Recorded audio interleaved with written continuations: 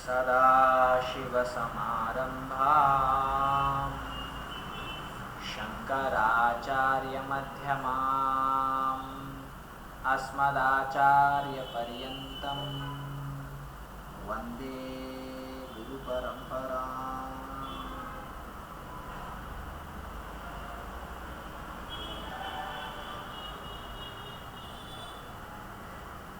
Welcome everyone. My name is Chaitanya and I'm the author and presenter of Sri Guru Geeta by Lord Mahadeva. And this particular video is an introduction, is an attempt to introduce Sri Guru Geeta to you. So there are multiple questions usually when how to introduce Guru Geeta is a very difficult question. After writing Guru Geeta, after completing Guru Geeta, I was just questioned by, I have gone to this Amarnath Yatra, and there I was questioned on who is Guru. I was just randomly questioned by one of the military personnel who actually thought, I just went as an individual without and never informing what I have done, and he was not aware of my background as such, and he just asked, what do you know, who is a Guru? And I just want to tell you there, I couldn't exactly speak out who is a Guru. So that's where I stood. And so it's very difficult to introduce, to give an introduction to Guru. But I'll make my best to explain you or try to introduce Guru Geeta. Now please understand, before I begin, I just want you to tell you about this incident which happened to an enlightened master, which I have known from my master. So a disciple goes to a master and asks him, if you know the truth, why don't you just tell the truth? Why don't you just declare the truth? Why do you want people to come to your ashram, to your monastery, and practice for so long just to know the same truth which you have known? Why don't you just tell them the truth? The master said, the truth cannot be told. If someone is saying this, he is telling the truth, understand that he doesn't know the truth. And if someone knows the truth cannot be told.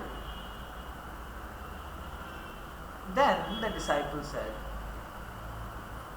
so actually the actual question was, how does the person who knows the truth, the next thing which the disciple asked was, so if the master knows the truth, should he just keep quiet? Because truth cannot be told, should he just keep quiet?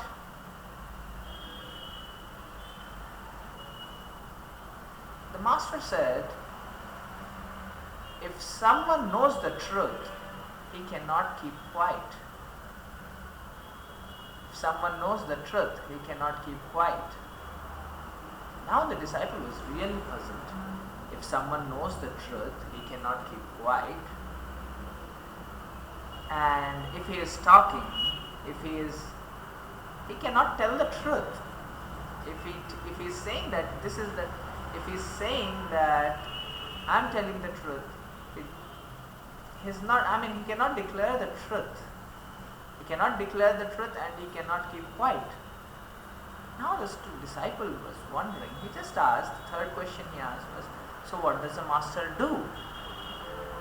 And the master beautifully replied, he sings. The master sings. And that's why any enlightened master, when he sings, when he delivers something, that's referred as Geeta. That's referred as Geeta. We have Bhagavad Gita, Srimad Bhagavad Gita, where Lord Krishna as a master speaks, and that's why it's called Bhagavad Gita. Krishna has spoken on many other occasions, but they were not considered as Gita except this. Understand, Mahabharata is again by an enlightened sage, Vyasa, but it is not considered as Gita. This part where an enlightened master delivers is considered Gita. So please understand, only when an enlightened master delivers that very enlightening, experiential, then it's called Gita. All known is knowledge. Whatever if you have known, you will have unknown. So unknown is your God. Beyond known and unknown lies the experience. The experience happens when the experiencing stops. So beyond experience is experiencing. Beyond experiencing is something called anubhuti. That means you just understand for a moment, it just clicks with you that you have been experiencing this even earlier, but you did not observe it. That is anubhuti. Beyond anubhuti is sthita. Sthita means you are holding that state. There is you who is existing and you are holding that state, you are experiencing that state. Later, beyond that comes sthiti.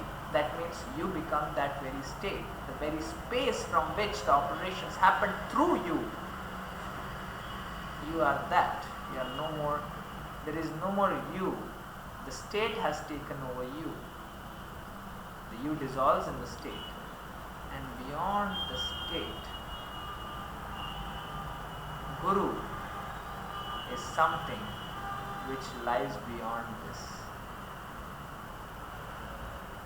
So Sri Guru Gita is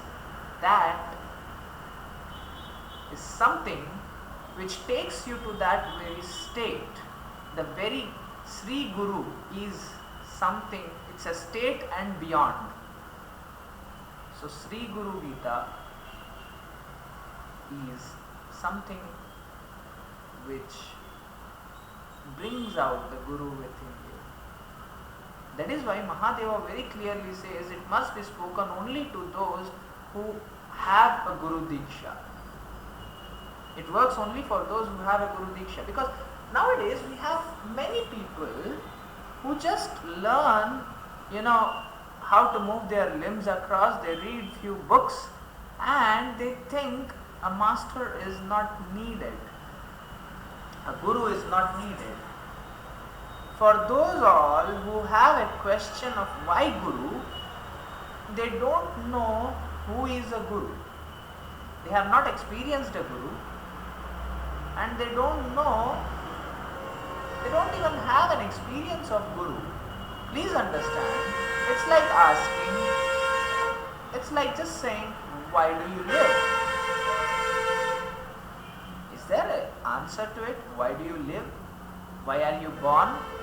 The moment we ask why are you born, you think you have a mission. The very question, when people ask why master, it can be answered only by a master.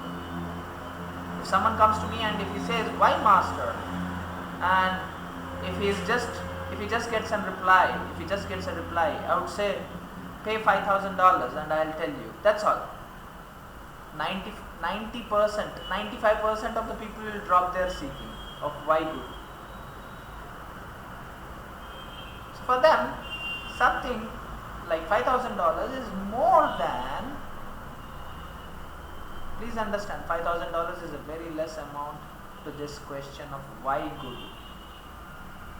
why a guru is such an important question which cannot be answered. Which cannot be answered.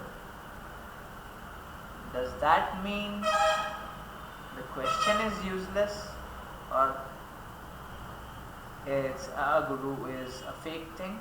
No. To answer this question, let me tell you this. In Vedas, there is again, this happened when I were at home, and in Vedas there is a line. There is a line which says Vedas should not be questioned. It's mentioned in Vedas itself. So it's mentioned in Vedas that it should not be questioned. This happened when I were at home in the annual ceremony of when the parents, the older people, when they die, we give shraddha to them. So it was on that shraddha, on the occasion of that shraddha, when a brahmana came to our house, and he mentioned this, that Vedas should not be questioned. And there was my aunt sitting there, who suddenly jumped up and asked, how can we learn without questioning? And I were there. It was at the time when we had when we were eating food, when it was the lunch. At the lunch, he just spoke this, and my aunt suddenly asked, how can you learn without questioning? And I were there.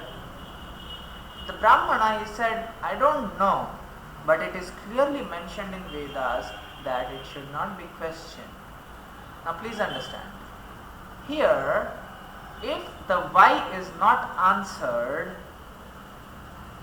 my aunt, who was actually, who was keen on, she was very keen on this, and she could just say that it is done just to make sure that not everyone gets the knowledge, or it's just something which is said.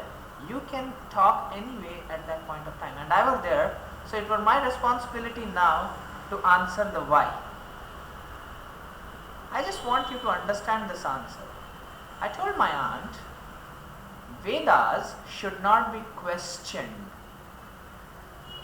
because when you have a question and when you get an answer, all it brings out is another question from you. An answer to a question brings out another question from you. But if you have a quest, whatever answer you receive, you will take that answer as your answer, and you will question that very answer, and when you yourself question that answer, you search the answer within, and then knowledge comes out. Please understand, when you have a quest, you take up whatever you get and you apply it, knowledge comes out. So, it's not about questioning. A master should not be, Guru is something beyond Vedas. So, why a Guru should be a quest? Only when you go to a Guru, when you become a Guru, you understand why Guru. Why a Guru is needed. Why a Guru is needed is to be understood with a quest. It's a far bigger question than why enlightenment. Please understand. Why Guru? Why do you need a Guru? Is a question which is beyond the level of understanding why enlightenment. Enlightenment is a qualification to reach the master. Now I know many will object to this, but please understand, this is what you will see further in Guru Geeta, and I just want you to understand this. When Adi Shankara reached Govinda Bhagavad Pada, his master, Govinda Bhagavad Pada asked Shankaracharya, Adi Shankara, Shankara at that time, he asked Shankara, who are you? And Shankara read the Dasa Sloki. He said, I am not the air, I am not the earth, I am not the earth element, I am not the air element, I am not this body, I am the ultimate Shiva. Being an ultimate Shiva is a qualification to learn from a master. Getting into the space of a master is a qualification to learn from the master. Please understand, getting into the space of a master is qualification to learn from that master.